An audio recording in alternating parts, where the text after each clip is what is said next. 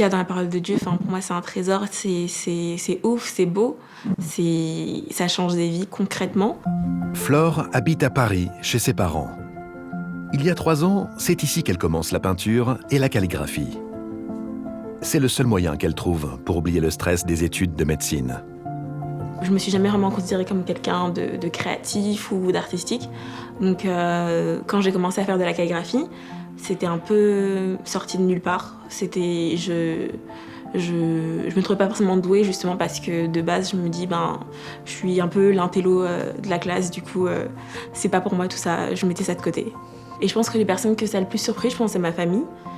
Parce que du jour au lendemain, ils commençaient à me voir dessiner, peindre et tout. Et ils se demandaient un peu d'où est-ce que ça sortait. Elle a commencé à dessiner, à embellir des Bibles.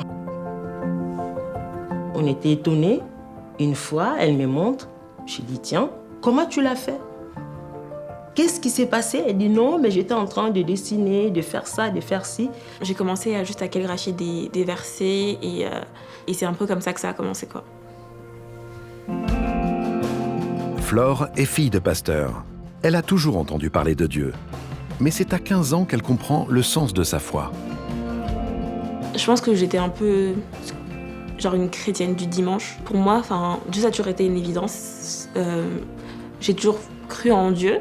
Mais quand j'étais plus jeune, c'était juste quelque chose avec lequel j'avais grandi. Dieu existe et on va à l'église le dimanche. Et en 2013, avec ma famille, on est parti au Gabon. Et pour moi, j'ai vraiment décidé à ce moment-là de donner ma vie à Dieu et de commencer à vivre pour lui.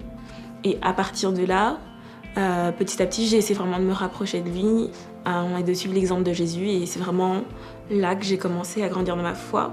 J'ai vraiment commencé à lire la Bible pour moi et chercher vraiment à le connaître. Pas juste parce que mes parents m'ont appris ça, mais parce que je voulais avoir une relation avec lui.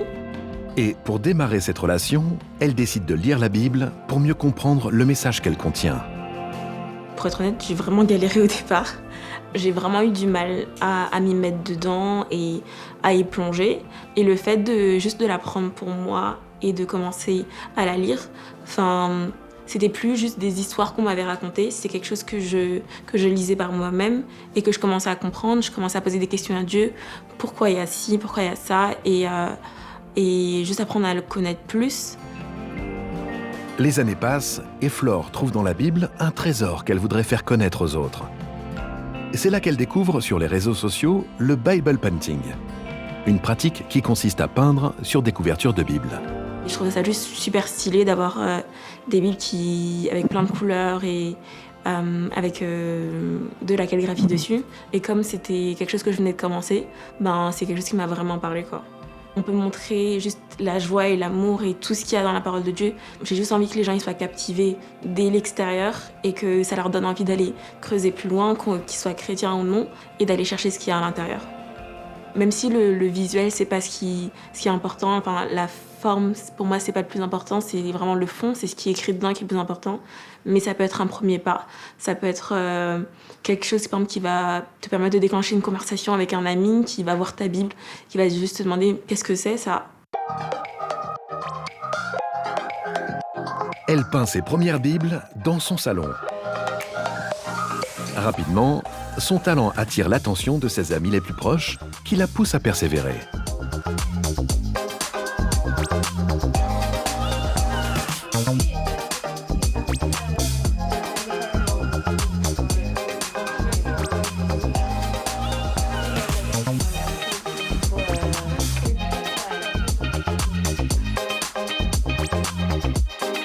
La première fois que j'ai vu ça, c'était à l'anniversaire d'une amie à nous. Et c'était tellement beau. Et je me rappelle, après, le lendemain, notre amie, elle l'avait sur elle à l'église. Et du coup, j'avais pris une photo, j'avais publié dans ma story. Elle était tellement gênée. Mais on ne veut pas cacher ce genre de dons et de talents, en fait. Et je me rappelle, quand j'ai publié, j'ai fait de la pub et tout. Et elle, c'était pas encore vraiment dans son idée de se lancer dans cette aventure-là. Ce qui est bien avec les Bibles de Flore, c'est que c'est joli, déjà visuellement à voir. Et donc, je pense que ça attire l'œil, ça attire même l'envie d'aller lire sa Bible. Donc ça, c'est trop stylé. Tu peux te promener avec ta Bible super stylée dans le métro, dans la rue. Les gens, ils sont en mode, c'est quoi qu'elle a dans les mains et tout. Tu peux dire, c'est ma Bible. C'est ce que j'aime bien chez Flore, c'est qu'elle va là où elle est jamais allée. Et elle ose. En fait, t'oses de ouf et t'es trop inspirante. Et bah voilà, faut le dire. Je crois que t'es nulle. On doit t'encourager. Ouais. Elle aime pas qu'on parle d'elle comme ça. Du coup, je pense qu'elle est maxi gênée, mais c'est pas grave. T'inquiète pas, ça va aller. Depuis quelques mois, Flore a lancé La Chambre Haute, une page sur laquelle elle partage et vend ses créations. Son objectif, faire de ce projet une priorité pour faire connaître le message de la Bible. Dans cette génération, on demande notre attention de toutes parts.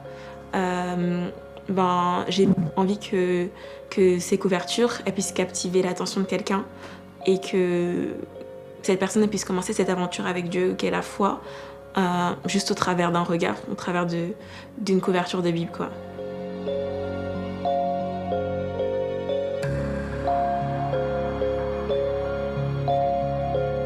Moi, je sais que la parole de Dieu, ça a changé ma vie. Ça m'a permis d'avoir vraiment une intimité avec Dieu. Et j'ai envie qu'au travers de La Chambre Haute, et au travers juste d'une couverture et d'un regard, quelqu'un puisse commencer à se poser des questions et juste avoir envie de creuser, avoir envie d'aller plus loin et avoir envie de découvrir qui est Dieu et qu'est-ce qu'il fait concrètement dans la vie des gens au quotidien.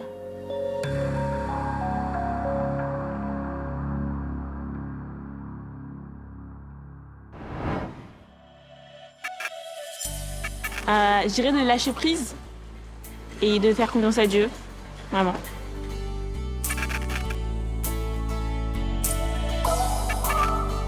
Il y a beaucoup de personnes qui m'inspirent, mais je dirais ma famille, surtout mes parents et mes amis. Je m'en fiche des likes. Le plus important, c'est que ça a un impact dans la vie des autres.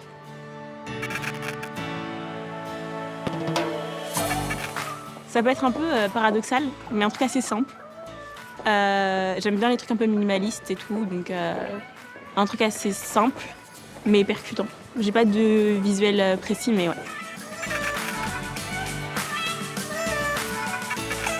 Juste de m'épanouir dans ce que je fais et de kiffer toutes les opportunités que Dieu met devant moi.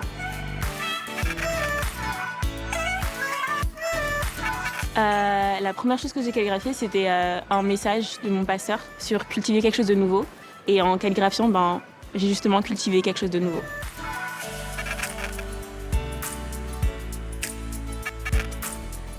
Soit très tôt le matin, soit très tard le soir, quand il n'y a personne, il n'y a aucun bruit, il y a juste moi, ce que je suis en train de faire, mon inspi et Dieu.